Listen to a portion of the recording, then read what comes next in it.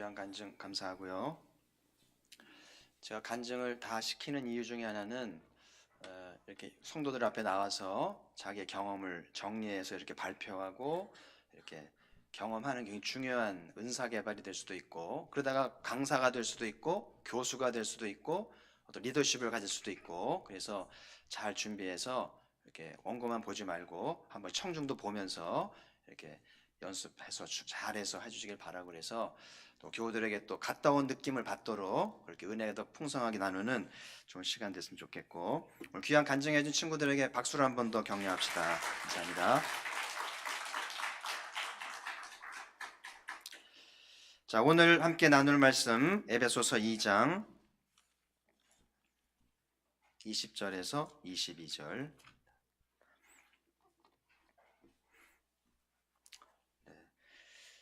같이 소리 맞춰서 같이 읽어보겠습니다. 너희는 사도들과 선지자들의 터 위에 세우심을 입은 자라. 그리스도 예수께서 친히 모퉁이 돌이 되셨느니라. 그의 안에서 건물마다 서로 연결하여 주 안에서 성전이 되어가고, 너희도 성령 안에서 하나님이 거하실 처소가 되기 위하여 그리스도 예수 안에서 함께 지어져 가느니라. 아멘. 금요일에 오실 때 에베소서 강해한 건인 건 알고 오셨죠? 네. 여러분 중에 한 명이라도 오늘 목사님 에베소 강해가 어떤 말씀일까 기대하는 분이 있다면 제가 좀 위로가 되겠어요. 저는 개인적으로 에베소서 말씀을 여러 차례 나눈 기억도 나고요. 저는 에베소서를 설교하면 평생 할 것 같아요. 그만큼 제가 신학교 때부터 에베소서란 샘을 잘 파놨기 때문에 얼마든지 할 수 있어요. 짧은 책인데 얼마든지 퍼낼 수 있는 그런 재료가 있고 우물이 있기 때문에 늘 제 자신이 즐겁고요, 보람도 있고, 그래서 여러분이 이제 설교를 들으면 여러분의 제가 가지고 있는 그 에베소에 대한 기쁨과 어떤 깊이의 은혜를 깨달아 가면서 도전을 받으시면서 은혜를 받으시길 바라고요. 제가 줄기세포 얘기했는데 성경 66권이잖아요. 참 어려운 책들인데 이렇게 줄기세포 치료를 받는다 그러잖아요. 줄기세포를 배양하면 몸의 모든 그 병들을 치료할 수 있는 그게 내용이 되잖아요. 그런 것처럼 에베소 한 권을 띄면 에베소 안에 성경 전체가 있는 거예요. 그래서 66권을 다 알려고 하지 말고 한 권만 제대로 알면 성경이 보이기 시작하고 꿰기 시작하기 때문에 여러분이 에베소를 듣는 가운데 에베소의 눈을 좀 뜨시면서 관심을 가져주시길 바라고요. 저는 개인적으로 아주 오래전인데 신학교 다닐 때로 기억은 하는데, 학신학교 앞에 이렇게 길거리에서 헌책을 팔러 온 분이 있더라고요. 신학생 대상으로 신앙서적, 신앙서적 이렇게 중고 이렇게 하는 것들을 쭉 전시해 놨는데, 그때 제가 눈에 띈 게 이제 로이드 존스의 에베소서 강해가 눈에 띄었는데, 8권짜리 낡은 누렇게 된 책입니다만은 그때 몇백 원 안 하잖아요. 그걸 사서 이제 이렇게 재놓고 두고두고 읽었던 기억이 나는데, 하여튼 로이드 존스 이분은 영국이 낳은 설교가 중에 한 사람이잖아요. 그만큼 전직 의사였습니다마는 의사 직분을 내려놓고 설교가로, 강해자로, 이렇게 목회자로 사역을 했는데 영국의 자랑스러운 분들인데, 이 에베소 짧은 책 속에서 이 책이 3,000페이지가 넘어요. 그러니까 어마어마한 분량을 거미줄 엮어내듯이 이분이 얼마나 깊은 생을 팠으면 6장밖에 안 되는 달랑 이 책을 가지고 3,000페이지의 글을 썼을까. 그냥 쉽게 대하면 지루할 수도 있는데요, 관심 갖고 도전하면 참 이렇게 은혜가 되고 문장 하나하나가 통찰력을 주는 책이기 때문에, 혹시 여러분 중에 에베소서가 좀 은혜가 되면 언젠가 내가 한번 로이드 존스 목사님의 에베소 전집을 내가 주문을 해서 두고두고 한번 독파를 해보리라, 한번 도전해보는 그런 분이 한 분 있을까요? 별로 관심 없죠. 어떤 교수님이 그러더라. 그 성도의 집에 가면 책이 좀 있잖아요. 많건 적건 있는데 그 책을 보면 그 사람의 관심사, 그 사람의 수준, 영성을 대충 알고 뭘 공부했는지 알잖아요. 그래서 여러분 집에 이렇게 로이 존스의 전집이 탁 꽂혀 있으면은요, 쉽게 볼 수 없거든요. 만만치 않은 사람이거든요. 그래서 한번 이렇게 말씀을 가까이 하면서 좀 도전해 보시고 말씀을 깊이 파고 들어가는 가운데 뭔가 인생의 해답을 찾고 비전을 발견할 수 있다면 얼마나 좋을지 오늘도 도전해 보길 바라고요. 저도 마산에 이제 한 10여 년 오래 살다 보니까 마산 길은 단순하잖아요. 그렇죠. 해안도로가 있고 중간에 구마산 구도시 구길이라고 그러죠. 구길이라고 그리고 이제 삼복도를 길게 이렇게 세 줄로 나 있는데 계속 다니다 보면 중간중간 빠지는 길도 알고요. 어디로 돌아가면 알 때 보이잖아요. 그렇죠? 그런 것처럼 에베소를 계속 듣고 읽다 보면 에베소가 뼈대가 보이고 이제 길이 보이면서 꿰기 시작을 하는데 과연 에베소의 사도가 에베소에 주시고자 하는 말씀은 뭘지 저도 아직 충분히 몰라요. 조금 맥을 잡고 있는데 평생을 두고 과연 사도가 옥중에서 에베소서에서 주시고자 하는 메시지, 나는 누구며 어떠한 부르심이 있는지, 교회란 존재는 무엇인지 이거를 발견할 수 있다면 얼마나 좋을까. 할렐루야. 그럼 금요기도는 보람이 있잖아요. 남들 피곤해서 쉬고 들로산으로 가는 주말인데 교회 와서 이렇게 에베소를 발견할 수 있다면 돈 주고 살 수 없는 얼마나 값진 시간인가. 그래서 저와 함께 이 에베소 여행을 해보시면서 2019년도 도전을 받으시길 바라고요. 좀 우리 사회에 폭력 현상이 많잖아요. 그렇죠? 뭐 가정에서 폭력, 학교에서 폭력, 어제 일이 아니고요. 옛날에 선생님이 애들을 많이 때렸는데 요즘은 애들이 선생님을 또 때리는 이상한 현상도 많이 보이고요.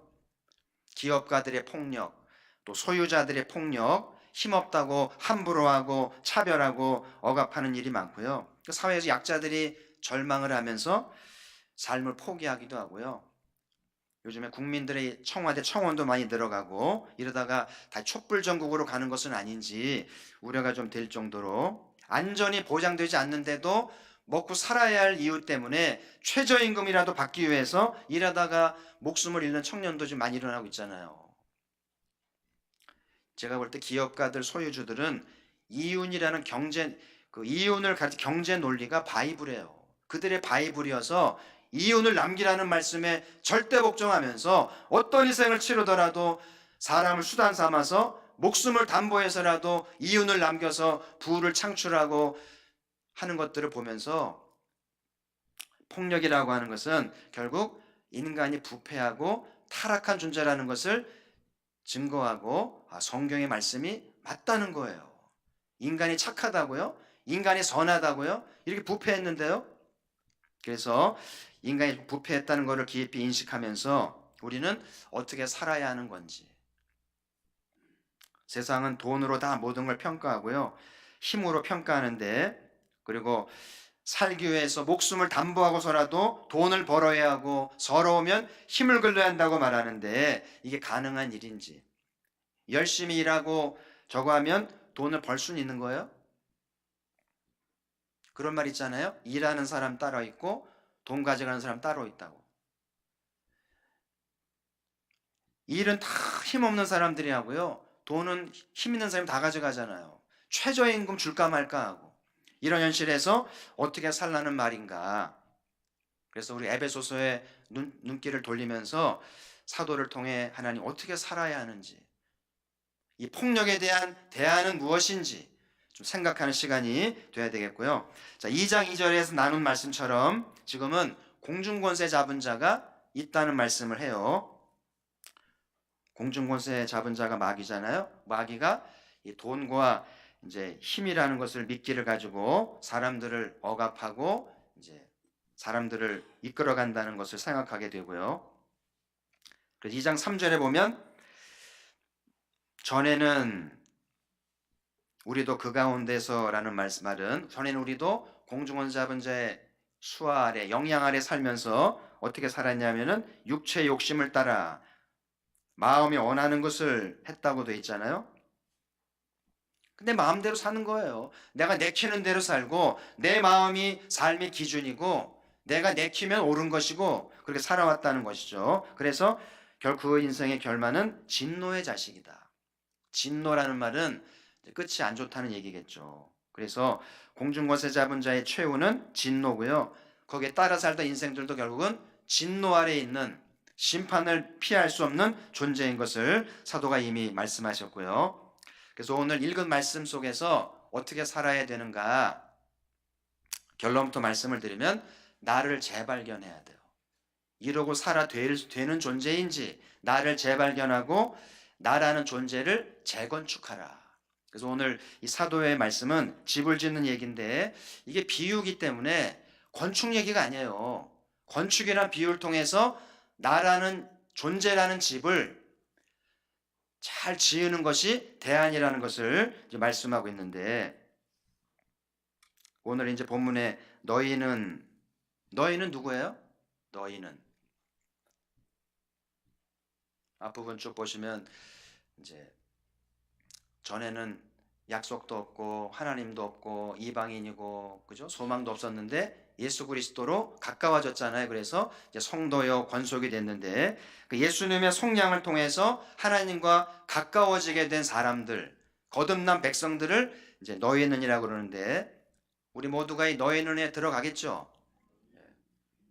여기 들어와 있다는 것을 깨닫는 게 참 중요하고 그런 내가 누구인지 어떻게 나라는 존재를 건축해야 되는지에 대해서 오늘 이제 말씀해 주시는데 잘 따라오시기를 바라고요.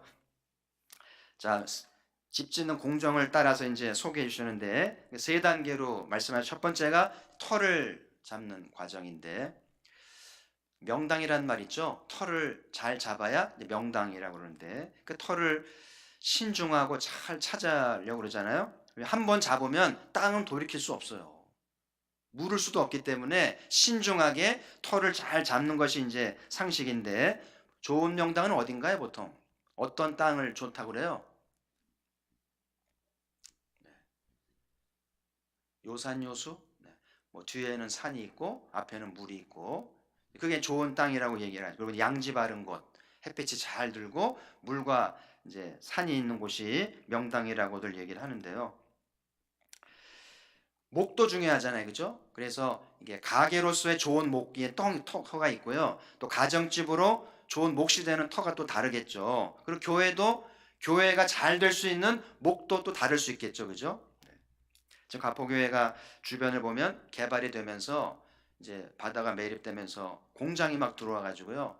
막 모텔들이 막 들어와서 어쨌든 그 매립지를 한 번씩 지나가면 야 내가 바다 위를 지나가는구나 생각을 하게 되는데 그 바다인 걸 아는 사람들은 느낌이 다른데 여기 모텔이 들어왔다는 게 좀 아쉬운 생각이 들고 그래서 교회는 주택 주변에 있어야 되고요. 그래야 교인들이 편하게 오고 이웃들이 쉽게 올 수 있는데 우리는 이제 바다가 매립되면서 공장이 들어오고 이제 주민들을 많이 떠나가게 되면서 물리적인 몫은 안 좋아지게 된 게 분명한 거죠.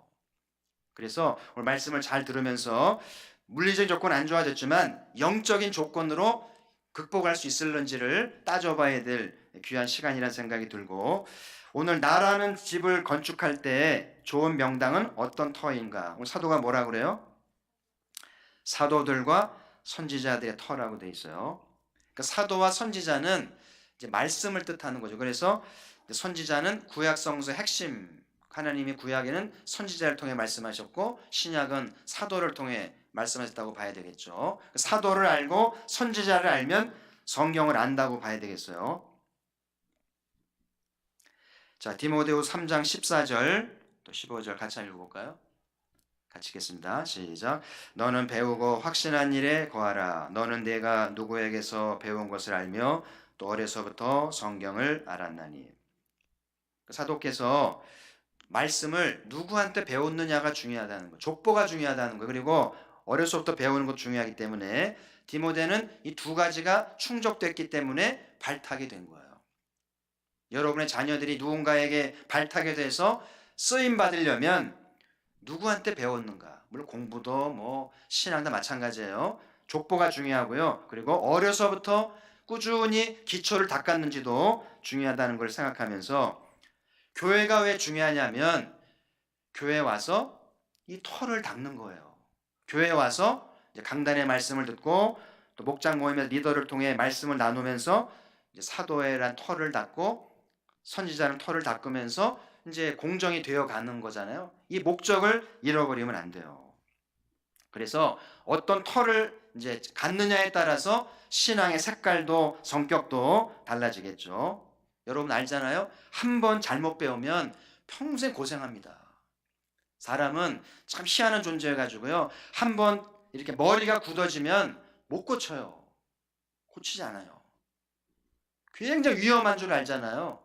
그래서 신앙도 처음에 바른 족보로 바로 배우지 않으면 평생 이게 애를 먹고요. 힘들게 돼요. 실제로 많은 교회들을 이렇게 보면 우리 교회도 뭐 예외가 아닐 수 있어요. 보면 이 사도와 선지자의 터가 잘 된 것 같아요. 좀 부실하거나 무관심한 것 같아요. 여러분 자신은 나는 사도와 선지자의 터가 견실하다고 좀 확신이 드나요? 대부분 교회를 보면 일도 많이 하고 찬양도 열심히 하고 기도도 열심히 하고 교인끼리 정도 많이 들고 교제하는데 터가 부실한 거예요. 무슨 터요? 선지자와 사도. 말씀의 터가 부실해요. 찬양과 기도가 나쁘다는 게 아니에요. 다 중요하죠. 근데 그 베이직에 이 말씀의 터가 부족하게 되면 반드시 사단이 나요. 개신교회는 말씀의 공동체가 돼야 되고, 그래서 일도 말씀 중심, 찬양도 말씀 중심, 기도도 말씀 중심, 성도의 교제도 말씀 중심. 말씀 없이 일하잖아요? 사단 납니다. 말씀을 찬양하잖아요? 성가대든 찬양단이든 말씀이 병건하면 꼭 일하다 시험 들어요. 기도도 말씀이 없으면 이상한 데로 빠질 수 있고요. 성도의 교제도 말씀이 빠지면 시험 들고요. 과연 우리 교회는 이 사도와 선지자의 터가 견고해서 성가대와 찬양대가 찬양단이 말씀이 충만한가? 연습도 연습이지만 말씀을 공부하고 말씀의 은혜를 받으면서 말씀으로 충만하면서 찬양을 하고 있는지, 기도하는 사람들은 말씀 충만한지. 가끔 듣는 얘기는 목사님 나는 기도하기 때문에 말씀 안 읽는다고. 이런 말을 담대하는 거 보면 참 겁도 없어요. 누구한테 배웠는지 굉장히 위험해요. 기도만 하면 신비주의에 빠지거나 은사 매니아가 돼서 교회를 해치는 자가 돼요. 일은 열심히 하는데 말씀에 공급이 되지 않으면 또 일하다가 시험 들어요. 성도의 교제라는데 말씀이 없으면 또 시험에 들고요. 대부분의 교회가 성가대 하다가 시험 들고, 기도하다가 시험 들고, 일하다가 시험 들고, 교인 때문에 시험 들고. 왜 그래요? 결국은 선지자와 사도란 터가 빈곤하기 때문에. 찬양이 얼마나 중요해요. 기도가 얼마나 중요하고 사역이 얼마나 중요하고 성도교제가 얼마나 중요한데 이 터 때문에 다 무너지는 거예요. 그래서 오늘 새해를 시작하면서 나는 이 터가 견실한가. 그래서 주객이 바뀌면 안 돼요. 그래서 모든 사역, 모든 교회 생활이 이 터를 중심으로 해서 해야만 안전하고 거기에 기쁨과 영적 성장이 있게 되는데, 그래서 좋은 터를 잡으면 사람들이 기대를 해요. 어떤 집이 지어질까? 땅도 좋고 터가 좋으니까 전망이 좋잖아요 벌써. 그러니까는 하나님이 어떤 집을 지으실까? 나라는 존재가 얼마나 존귀한지를 기대하게 되는 그런 느낌이 터를 잡는 건데, 올 한해도 사도와 선지자의 터를 잘 잡으시기를 주의 이름으로 축복합니다. 자, 두 번째 공정은 이제 모퉁이 돌인데, 저 성교관 내려가면 초석이 있죠. 이렇게 성교관 처음에 기초돌 놓고 기념비를 세워서 거기 초석이라고 쓰고 뒤에 행전 1장 8절을 써놨잖아요. 그러니까 모든 쌓아져가는 돌의 기준이 되는 게 모퉁이 돌이잖아요. 이거 잘못하면 피사의 사탑이 되는 거예요.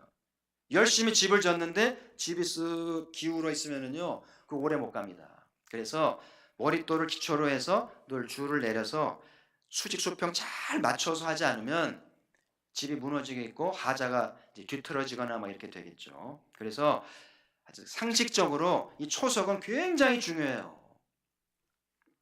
초석이 뭐예요? 예수 그리스도죠. 예수께서 친히 모퉁이돌이 되셨느니라. 그래서 모퉁이돌 된다는 말은 모든 것의 기준이 되시고 모든 것의 중심이 되신다. 뭐 결혼 생활, 자녀 교육, 직장 생활, 뭐 장사하는 거, 공부하는 거, 연애하는 거 모든 것들이 예수 그리스도가 이제 기준이 되고 중심이 되고 있는가?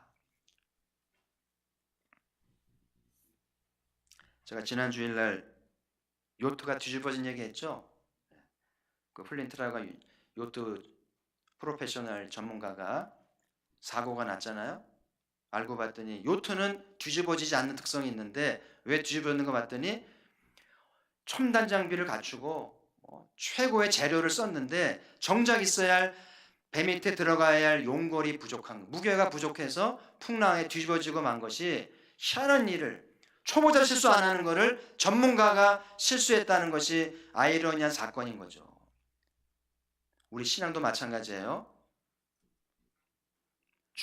머릿돌이 부실하게 되면 뜻밖의 사고가 날 수도 있고 무너지게 된다는 것을 기억하면서 오늘 이 머릿돌을 잘 점검해야 될 텐데, 그래서 우리가 말로는 주님을 믿고 주님을 머릿돌이라고 고백은 하는데 실제로는 내 생각대로 하고 내 신념대로 하고 내 방식대로 하잖아요. 여러분 자녀 교육할 때 주님께 묻고 하나요?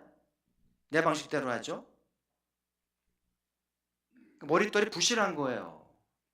그래서 정말 참된 나를 발견하고 하나님 쓰시는 처소가 되기 위해서는 머릿돌이 제대로 된 중심이 돼야 되는데, 예수님이 바리새인과의 대화에서 이런 말씀하셨잖아요. 마가복음 7장에서 너희가 하나님 말씀을 버리고 조상들의 유전을 따른다.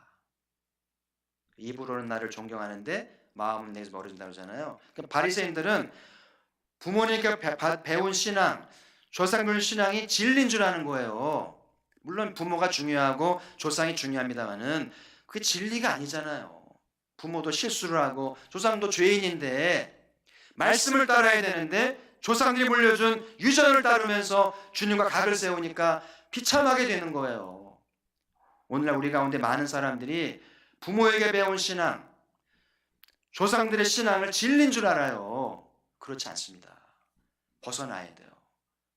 부모의 신앙 벗어나야 돼요. 조상들의 유전 벗어나야 돼요. 오직 예수 그리스도, 그분을 알아가야만 되는데, 그러면 이 주님이 머릿돌 되신다는 것은 뭔가 두 가지를 이해하고 싶은데, 한 가지는 주님을 인격적으로 아는 거예요. 인격적으로 안다는 말을 기억하시기 바라고요. 그래야 참된 모퉁이돌이 된다는 거예요. 인격적으로 모신다는 건 뭘까? 여러분 이제 부모님과의 관계도 있고 형제 관계도 있고 여러 관계가 있잖아요. 인격적인 관계는 얼마나 될까요? 우리나라는 정서상 일방적인 게 좋아요. 지시적이고 또 권위적이고 그냥 해야 편하잖아요. 토론 싫어합니다. 그러니까 인격적이지 않아요. 일방적인 거죠. 인격적이라는 말은 상대방의 감정을 헤아려야 돼요. 그리고 상대방의 생각, 상대방의 마음을 들어주면서 공감하고, 때로는 내 생각을 내려놓고 상대방의 생각을 받아줘야 인격적인데, 이게 쉬워요, 어려워요?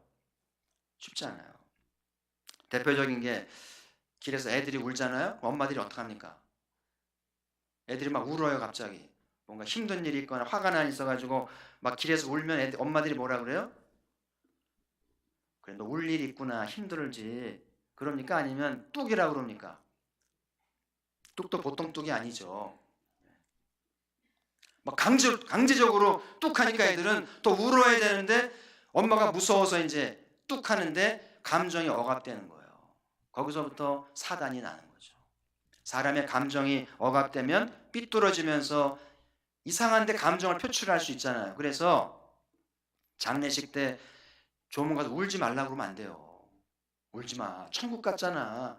그게 전부가 아니고요. 슬플 땐 슬퍼해야 돼요. 감정을 정화해야 되는데 이상하게 억압을 시키면 인격적이지 않아요. 오늘 주님이 내 삶의 머릿돌이 되고 중심이 되기 위해서는 주님과 나와의 관계가 인격적이 돼야 돼요. 그 주님이 내 생각을 들어주시고 내 감정을 헤아려 주듯이 나도 주님의 생각, 주님의 마음을 헤아릴 줄 아는, 그러면서 주님을 따를 줄도 아는 그런 자세가 돼야 모퉁이 돌이 제대로 되고 삶이 제대로 돌아가게 되는 거죠. 또 한 가지는 이 주님 중심 되신 그리스도는 인격적일 뿐만이 아니고 예수님을 주인으로 모시는 걸 뜻해요. 나는 그분의 종이 된다는 것이 인격적 중심이 된다는 것을 기억하시고, 참 이게 모순이 될 수 있잖아요. 인격적인데 종이 되라고 약간 어긋날 수 있는데요. 잘 이해하시길 바라고, 예수님 우리가 종이 된다고 그래가지고 막 명령하거나 함부로 하시는 분이 아닌 거 아시잖아요. 종인데 얼마나 귀하게 여기고 모든 걸 맡기면서 친구라고 하시면서까지 하시잖아요. 우린 이 주님의 종이 되는 게 즐겁잖아요. 영광스러운 것이죠. 그래서 예수님이 우리를 종으로 부르셨지만 사랑으로 이끄시고 우리를 행복하게 하시는 줄 믿습니다. 그래서 이제 우리가 나라는 집을 지으면 나를 재발견하기 위해서는 머릿돌이 분명해야 되는데, 머릿돌을 잘 놔야 모든 삶이 잘 돌아가게 되는데, 인격적으로 주님을 영접해야 되겠고요. 그리고 주님의 종으로 사는 연습을 해야 되는데, 모퉁이 돌이 잘못됐으면 다 다시 해야 돼요. 죄송하지만 그게 낫죠.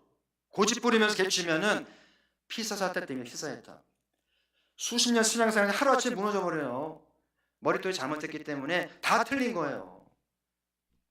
조금 더디더라도 다시 짓더라도 예수 그리스도가 초석이 된 게 분명해서 그분의 종의 정체성을 갖고 또 그분과 인격적으로 교제하면서 한 돌 한 돌 이렇게 쌓아가는 것이 굉장히 중요하다는 것을, 제가 주일날 이제 광야 이야기하면서 바로에게 학습당한 것, 바로에게 받은 트라우마가 치유된다고 그러잖아요. 하루아침에 되지 않아요. 머릿돌 그냥 쥐어한다고 되는 게 아니에요. 그래서 학습된 것들 뽑아내야 되고요. 세상 풍조 따르던 것 뽑아내지 않으면 형식적일 뿐이고 자기식으로 집을 지으니까 이게 주님과 무관하게 되는 거거든요. 이어령 교수님이 주님을 영접하고 많은 사람 앞에서 세례를 받은 유명한 일이 있었잖아요. 많은 문인들이 이어령 씨 개심하고 세례를 받는 거 보면서 혀를 차면서 이어령 죽었다, 이어령 끝났다고 생각을 했어요. 근데 그때 이어령 씨가 이렇게 얘기를 했거든요. 이제 나는 예수님을 믿음으로 내 사상의 지평이 넓어질 것이다. 예수님 안에서 모든 것이 재해석되고 삶을 다시 보게 되면서 더 풍성하고 멋진 삶을 살게 될 것이다. 이렇게 선언했어요. 그러고 나서 세례받은 이후에 계속 책을 써내고요. 한국교회에 영향력을 주고 감동을 주는데요. 그 말대로 지난날에 공부했던 문학과 비평과 모든 사상들이 헛된 게 아니라 예수 그리스도 안에서 예수님이 모퉁이 돌 되니까 재해석이 되면서 더 풍성해지고 지평이 넓어지면서 더 많은 일을 하게 되잖아요. 할렐루야. 주님을 영접하면 다 무효가 되는 게 아니에요. 주님께서 더 값진 것으로 버릴 것이 없게 하시니까 얼마나 좋으신 분인지 몰라요. 여러분 오늘 밤에 기도하면서 예수님을 진심으로 영접할 수 있다면 여러분의 인생 달라질 수 있어요. 자, 마지막 세 번째로, 마지막 시공은 서로 연결하여 건물을 올려가는데요. 요즘 건축 기술이 좋아져서 참 좋은 집들이 많잖아요. 정말 돈만 있으면 살고 싶은 집들이 너무나 많아요. 그래서 부엌도 희한하고요. 뭐 침실, 옥상, 뭐 마당, 희한한 공간들을 만들어내는데요. 참 대단한 집들이 많잖아요. 사도가 지금 말하는 이 건축, 집은 그냥 우리가 살 집 짓는 건 아니죠. 나라는 집을 짓는 이유가 뭐예요? 목적이 뭐예요?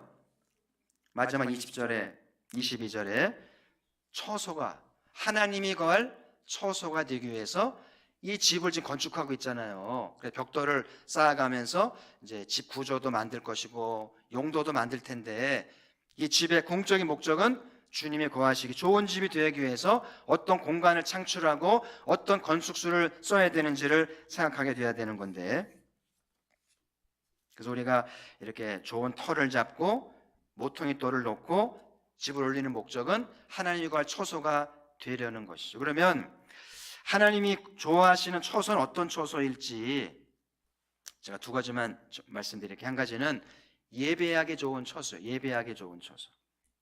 제가 신학교 때 기억하는 문장이 신학자 카이퍼가 하는 말인데요. 하나님은 연구의 대상이 아니고 예배의 대상이다.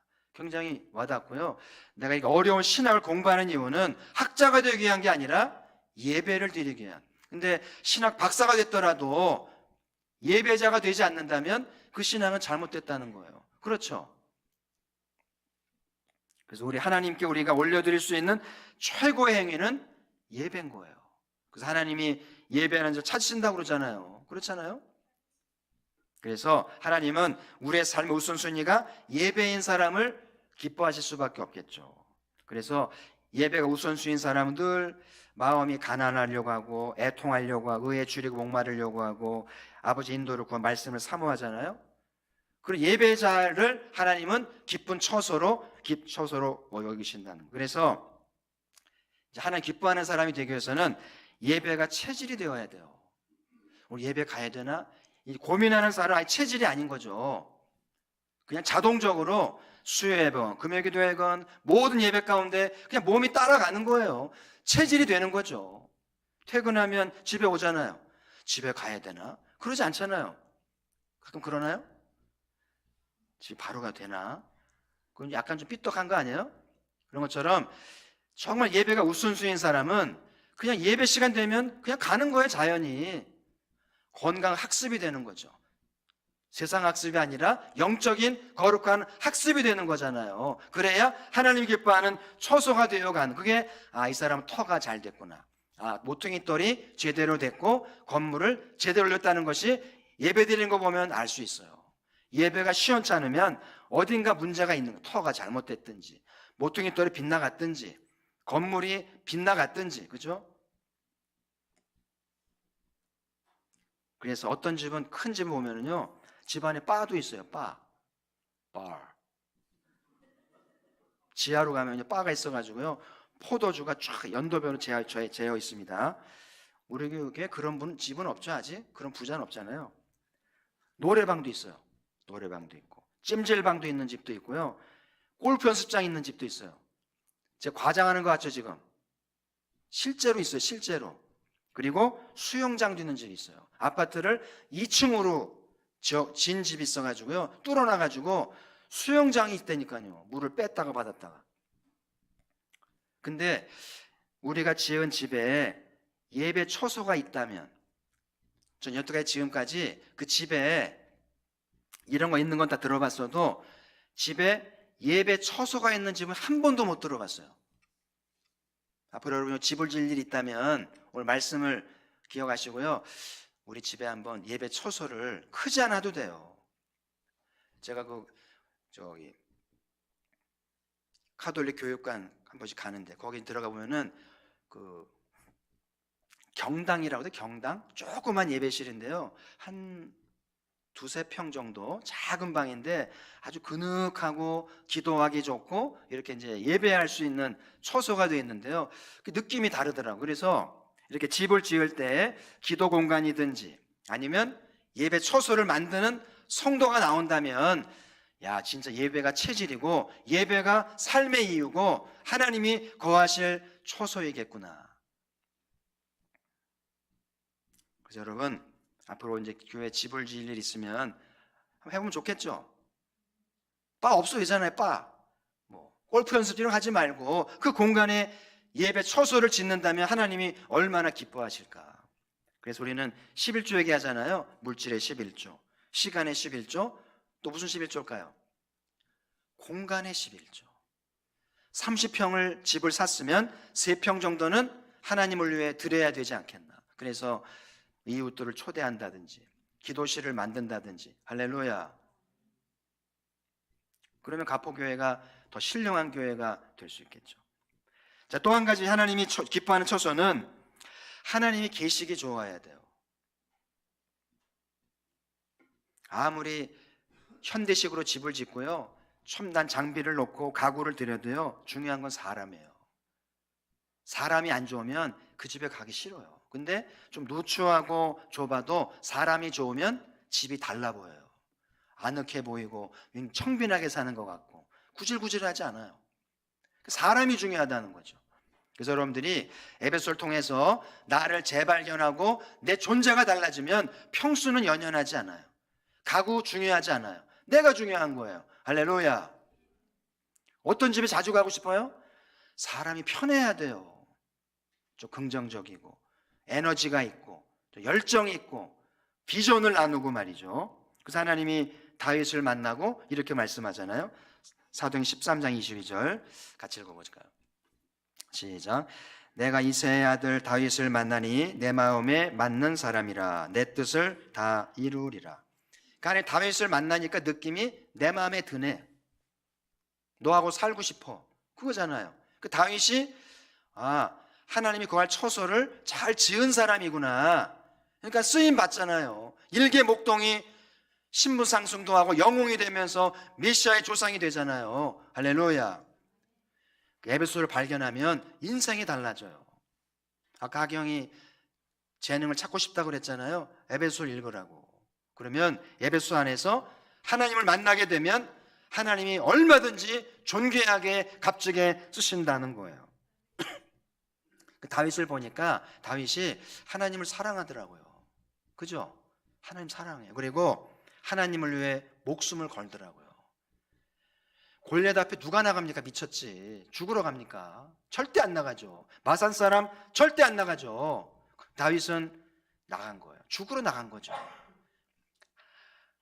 하나님 욕하는 소리를 듣느니 죽는 게 낫다는 건데 뜻밖의 기적이 났잖아요.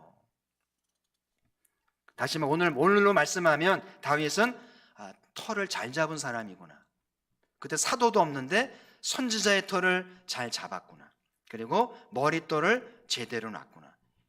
예수님이 오시기도 전인데 예수 그리스도를 바라보면서 머릿돌을 제대로 놨구나. 그리고 하나님 거할 처소가 되기 위해서 집을 제대로 졌구나. 이걸 느낄 수 있죠. 그래서 우리가 다윗처럼만 잘 집을 지으면 하나님의 거할 처소가 되면서 하나님의 사랑을 받고 쓰임받게 될 줄 믿습니다. 자, 오늘 마지막으로 22절 읽고 정리하겠습니다. 시작. 너희도 성령 안에서 하나님의 거하실 처소가 되기 위하여 그리스도 예수 안에서 함께 지어져 가느니라. 아멘. 여기 주목해야 할 표현이 줄치세요. 성령 안에서 그리고 그리스도 예수 안에서. 이 공정으로 집을 지을 때 성령 안에서 그리스도 안에서 하라는 말은 뭘까요? 여러분 집을 잘 지으면 마지막에 준공받기 전에 무슨 과정을 해야 되죠? 뭐 받아야 돼요? 감리 받죠. 감리사가 그 돈범이다 한번 싹 둘러보고 몇백만 원 받잖아요. 그 전문직이죠. 그래서 감리사의 로비도 하고요. 잘 좀 봐달라고. 근데 꼼꼼한 감리사는요 제대로 다 보잖아요. 우리가 신앙의 집을 짓는 것도 성령의 도움을 구하고 주님의 도움을 받지 않고 내 마음대로 지면 마지막에 감리 받을 때요 불합격대가 준공 건사 안 나요. 그러면 비참해지고 헛수고한 거기 때문에 제일 안전한 시공은 성령 충만하시고 주님의 도움을 받아가면서 집을 지라는 말씀을 명심해야 돼요.